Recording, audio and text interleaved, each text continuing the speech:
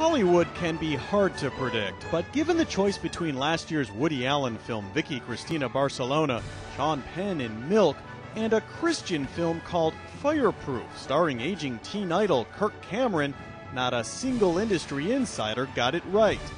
God has given me a love for you that I have never had before. Fireproof buried them all as the top-grossing independent film of 2008, a film straight from a place some call Godlywood.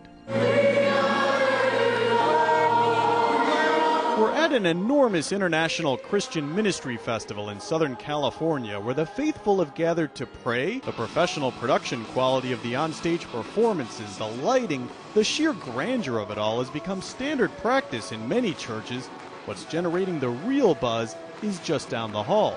The movie comes out September 18th, just like a normal film. There was just one problem. Where are you going there, Dustin? The town bully. It's been a dream of mine to make this movie. What to some may look more like a G-rated after-school special is actually the latest weapon in a culture war coming soon to a theater near you. Everything in the Bible is there to make our lives better. The soon-to-be-released film is called The Secrets of Jonathan Speary, the newest big release from a Christian film industry on a mission. The film's director, Rich Cristiano, is screening his film to a pastor-filled crowd. And I get a show of hands, are there pastors here?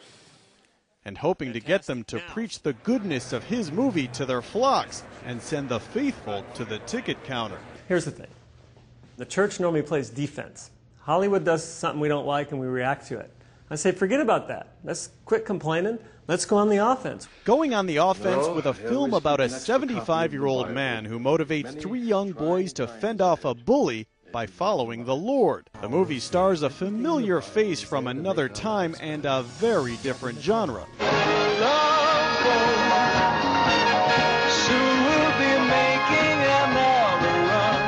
Gavin MacLeod, better known to most as Captain Steubing from The Love Boat.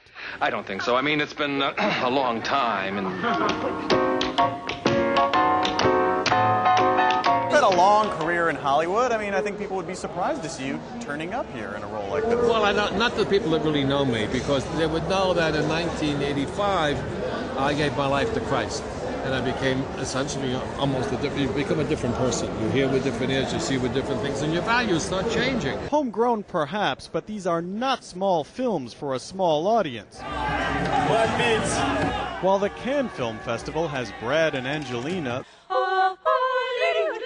the Christian Film Festival in San Antonio sports a larger cash award for its top movie. I wouldn't trade this for an Oscar. This is the one place the film Fireproof wasn't a surprise. This movie was dedicated to God from the beginning. Shut up! I'm sick of you! You disrespectful, ungrateful, selfish woman! The story of a fireman's battle to save his marriage was the shot heard across Hollywood, earning $33 million at the box office on an almost unheard of $500,000 budget. As long as we got each other. And turning former teen idol Kirk Cameron from the TV show Growing Pains You are so cool. into the face of Christian films. Mom, I'm so sorry. You never could have imagined, though, it would do that well. No. It beat out Slumdog Millionaire. Yeah, well, we were all sort of pinching ourselves and laughing and watching as this did so well. You settle between you and God before you can settle you and Catherine. That's right. Okay, yeah, let's shoot it. The making of Fireproof is a story in its own right, written and directed on a shoestring budget by two brothers who are pastors in Georgia. This is how we roll. Other than Cameron, the entire cast was made up of church members, and everyone worked for free. Success took more than prayers. It took savvy grassroots marketing. The brothers shared their vision with pastors across the country, who in turn encouraged their followers to see the film. Whatever the content, Hollywood likes a winner. The Samuel Goldwyn Film Company, more accustomed to big stars like Russell Crowe and Julia Roberts, is one of the first major studios to embrace Christian films. They released Fireproof with the help of a Christian film company called Provident. So the genre, if I can call it a genre, the genre of Christian films, do you see that as growing?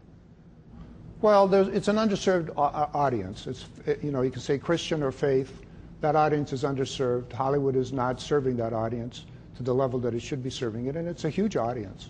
So I think there are great opportunities, and I like to release 1 or 2 Christian films a year. Thank you for coming. The Lord bless you all. Rich Cristiano doesn't have the support of a studio. He's counting on churches to back him. What we're trying to do is get churches to sponsor this movie in their local theater. It's kind of a unique marketing plan. We actually charge a church $2,000. And then they pick the theater, we book the theater. When the theater pays us, the first $2,000, we give it right back to the church. His screening went well, but it's not the standing ovation that was most important. I'm in, okay? I'm signing on. Yeah, we're going to do our effort to see it, get it shown in at least part of Phoenix. We are definitely sponsoring this movie for Syracuse. Oh, Syracuse, okay, all right.